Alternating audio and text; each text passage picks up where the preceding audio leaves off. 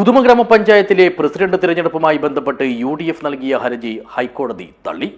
Returning ഓഫീസറെയും തെരഞ്ഞെടുപ്പ് കമ്മീഷണറെയും എതിർകക്ഷികളാക്കിയുള്ള ഹർജിയാണ് കേരള ഹൈക്കോടതി നിരസിച്ചത്. This news sponsored by Manual Silks, Mega Mall, Main Road, Kanyangad, also at Kannur, Irati and Pattambi.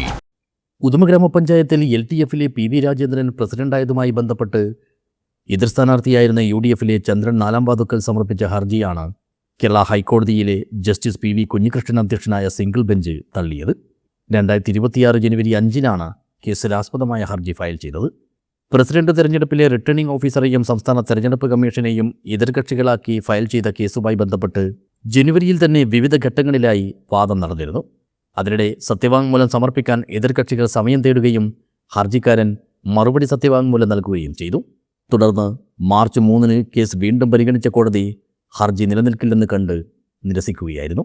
പ്രസിഡന്റായ PV രാജേന്ദ്രനു വേണ്ടി advocate സുക്കർണനും ഹർജിക്കാരനായ ചന്ദ്രൻ നാലാംവാതുക്കലിനു വേണ്ടി advocate Babu കരുക്കാപ്പാടത്തും MA Waheeda Babu എന്നിവരും ഹാജരായി. തെരഞ്ഞെടുപ്പ് കമ്മീഷനു വേണ്ടി അഡ്വക്കേറ്റ് ദീപുലാൽ മോഹനും കോടതിയിൽ വിശദീകരണം നൽകി. പഞ്ചായത്ത് രാജ് നിയമത്തിലെ തെരഞ്ഞെടുപ്പ് ചട്ടങ്ങളുമായി ബന്ധപ്പെട്ടായിരുന്നു ഹർജിയിലെ പ്രധാന വാദങ്ങൾ. ഇതെല്ലാം നിരാകരിച്ചുകൊണ്ടുള്ള ഹൈക്കോടതിയുടെ ഉത്തരവ് വന്നതോടെ പഞ്ചായത്ത് പ്രസിഡന്റ് തെരഞ്ഞെടുപ്പുമായി ബന്ധപ്പെട്ട നിലവിലെ തർക്കങ്ങൾക്കെല്ലാം നിയമപരമായി തന്നെ തീർപ്പായി.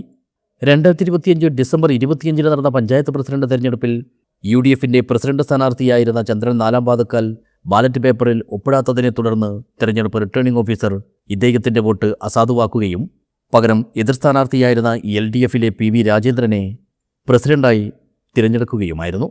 News bureau, Uduma.